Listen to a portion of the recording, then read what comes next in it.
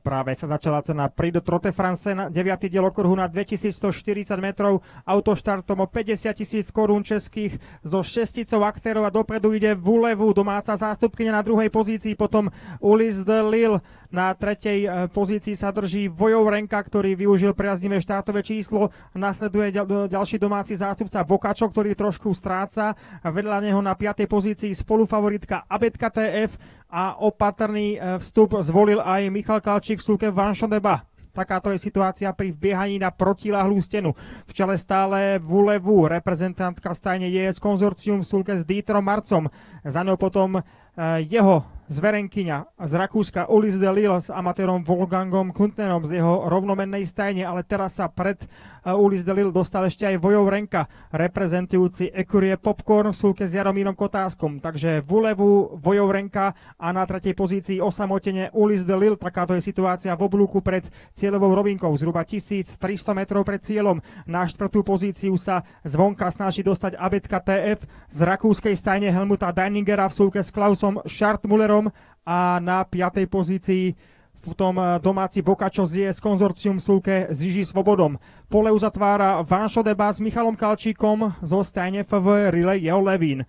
Takáto je situácia zhruba kilometr pred cieľom. Pozbuďte kone potleskom do záverečného okruhu. Stále je to Vulevu, ktorá sa to snaží natiahnuť s Dieterom Marcom. Vedľa nej potom Vojovrenka s Jaromírom Kotáskom na tretej pozícii. Potom už sú Rakúšania. Abetka TF sa zvonka posúva dopredu, takisto pri bariére Ulysse de Lille. Naopak Bokačo trošku odpadá a problémy držať sa s tou skupinkou 5 koní má Vanšodeba.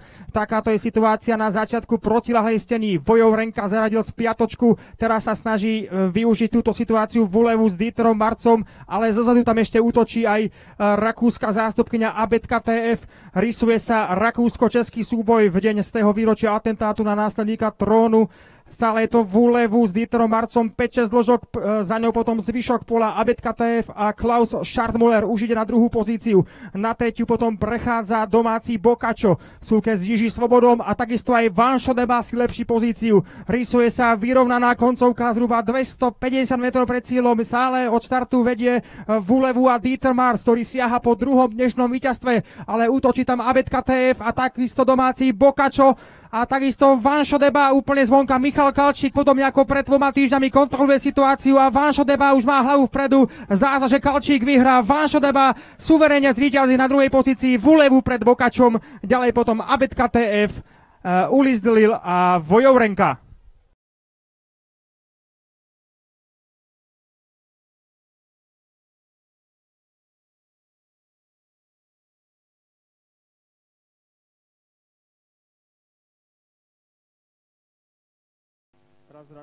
V priestore cieľa už je Vanšodeba a Michal Kalčík, ktorý pred 2 týždňami bral vrabca v hrsti a nesilil ten záver. Dnes teda Vanšodeba opäť predvedol výborný finish a aj nárast formy. V dobrej konkurencii, dobre dotovanom dostihu dokázal výbornou koncovkou triumfovať. Dekorácia víťaza a fotografia na pamiatku triumfu Vanšodeba.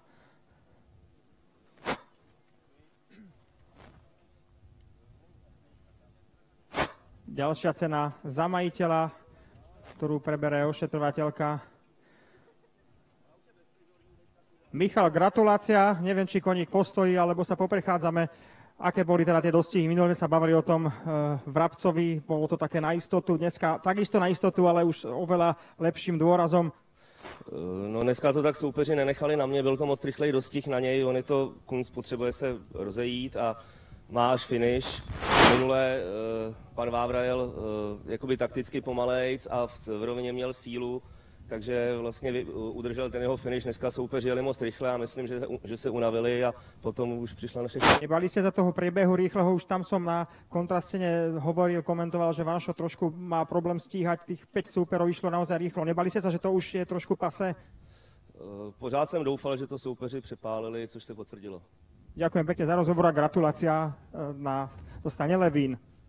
Prvým dostihom k cene televízie Polar, kde štartovali dvoročné kone. Jedného z favoritov navigoval aj Roman Chrastina, ktorý je známy tým, že má výborne pripravené dvojročiaky.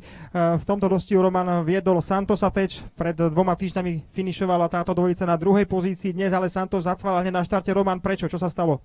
Tak určitě byl se ten kůň se trošku zabál toho auta, tak udělal chybu a dostih, jak se říká, udělá kůň dostihu chybu, už je po dostihu.